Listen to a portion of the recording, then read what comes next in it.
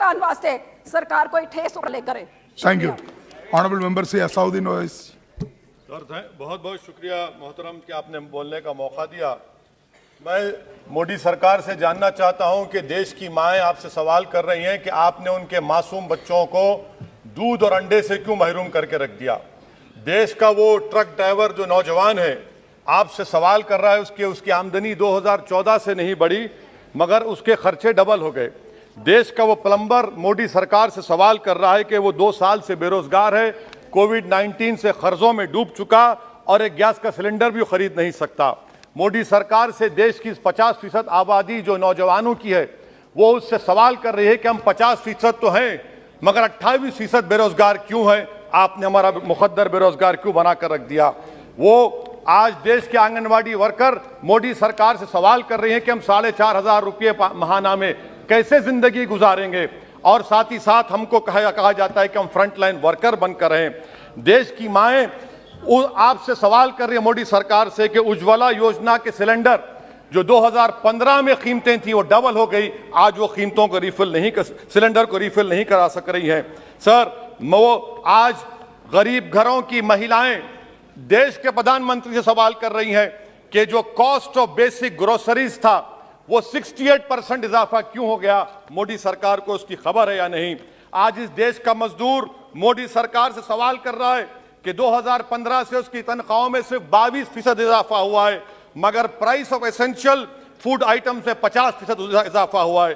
Sir देश का गरीब जो आज भूखा सो रहा है वो देश के प्रधानमंत्री मोदी से पूछ रहा है कि मैं रात में और मेरे बच्चे भूखे सोते हैं मगर देश में 215 बिलियनर पैदा हो गए, कब तक गरीब का पैसा बिलियनर को जाएगा, वो गरीब मोदी सरकार से सवाल कर रहा है। देश का नौजवान मोदी सरकार से सवाल कर रहा है कि मैं खेतों में काम कर रहा हूं, मेरी तनख्वाह में इजाफा नहीं होता और मेरी उसमें इजाफा होता है। PLFS सर्वे कहता है कि 42% से आज 45.6% नौजवान खेतों में काम कर रहे हैं। क्या मोदी सरकार जानती है कि नरेगा में फाइनेंशियल ईयर 22 में 8 महीने में 90 मिलियन लोग काम कर रहे हैं। क्या यह इकोनॉमी अच्छी है या इकोनॉमी की बर्बादी को बताता है? क्यों आपने अब तक 15 रियासतों को 4,700 करोड़ रुपये बकाया नहीं दिया नरेगा? सर वहीं पर एक फौजी टूटे दिल के साथ देश के प्रधानमंत्री से पूछ रहा है कि आखिर आपने 8 साल में देश की इकोनॉमी को बर्बाद कर दिया, इसीलिए आपने अग्निवीर को लाया। आज वो सिपाही का दिल टूटा हुआ है जिसने अपनी जवानी चीन और पाकिस्तान के फौजों के खिलाफ आंखें डालकर खड़ा हुआ था। आपने इकोनॉमी को बर्बाद कर दिया और अग्निवीर देश के नौजवानों को मुकद्दर बनाकर देश की सुरक्षा से आपने खिलवाड़ किया है। देश के मासूम बच्चे जो स्कूल को जाते हैं देश के प्रधानमंत्री से पूछ रहे हैं कि प्रधानमंत्री जी आपने हमारे किताबों पर, पेंसिल पर, पेन पर 18% GST क्यों लगा दिया? सर देश के इकोनॉमिक एक्सपर्ट्स प्रधानमंत्री से पूछ रहे हैं कि हमने कानून बनाया कि कंज्यूमर प्राइस इंडेक्स 2 और 6% के दरमियान होगा, आखिर क्यों वो 7% हो गया? WPI 15% हो गया। सर देश के 40 करोड़ गरीब से गरीब देश के प्रधानमंत्री को खुलकर जवाब दे रहे हैं और पैगाम पहुंचा रहे हैं कि इन्फ्लेशन करप्शन के बराबर है। वो 40 करोड़ गरीब देश के प्रधानमंत्री से कह रहे हैं कि आपकी सरकार में और यूपीए की सरकार में कोई फर्क नहीं है, इन्फ्लेशन उनकी नजर में करप्शन है। सर देश के गरीब आदमी जो 95% FDs में डालते हैं वो देश के प्रधानमंत्री से पूछ रहे हैं कि आपकी सरकार के गलत फैसलों से 7% इन्फ्लेशन की वजह से वो 3.5% पर एनम उनको लॉस हो रहा है। सर वहीं पर देश के गरीब प्रधानमंत्री से पूछ रहे हैं कि हम आपकी गलत पॉलिसियों की वजह से आटा, बिस्किट, टूथपेस्ट कम खरीद रहे हैं।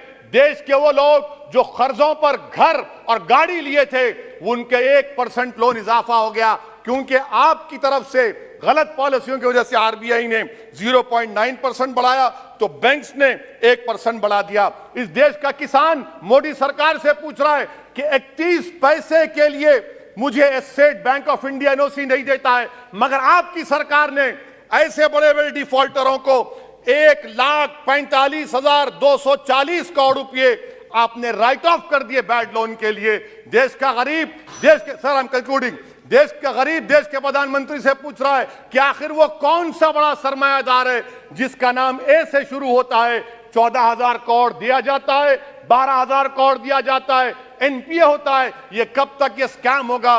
देश को आप बेवकूफ बनाते रहेंगे। Sir, FD rates 0.1% risen, but banks is making 0.8, 0.8%. What is this? And in conclusion, sir, मैं खत्म करने से पहले याद दिलाना चाहता हूं कि हमारे फाइनेंस मिनिस्टर ने किसी एक बजट स्पीच में एक शेर पढ़ा था, यकीन हो तो कोई रास्ता निकलता है, हवा की ओट भी लेकर चिराग जलता है। मैं कहना चाहूंगा कि फाइनेंस मिनिस्टर साहिबा, आपने गरीबों के चिराग को गुल कर दिया, आपने दौलतमंदों की हवा में इजाफा कर दिया, आपने गरीबों के रास्ते पूरे बंद कर दिए। और शायर ने सही कहा था देश के प्रधानमंत्री के बारे में कि जो कहता था तारे तोड़कर लाऊंगा, जो कहता था तारे तोड़कर लाऊंगा, उसने आसमान ही गिरा दिया मुझ पर। सर, ये इनकी पॉलिसी है। सर, कंक्लूड कर रहा हूं, ये इनकी पॉलिसी। सर, खत्म करें। ये मोदी सरकार की पॉलिसी है। देख लीजिए सर, सिर्फ 50 एमपी बैठे, इनको प्राइस राइज से मतलब नहीं है, मगर देश की जनता का आक्रोश समझिए, गुस्सा समझिए। आपको समझना पड़ेगा, आज गरीब मायूस है सरकार से। Thank you sir. Honorable member Sri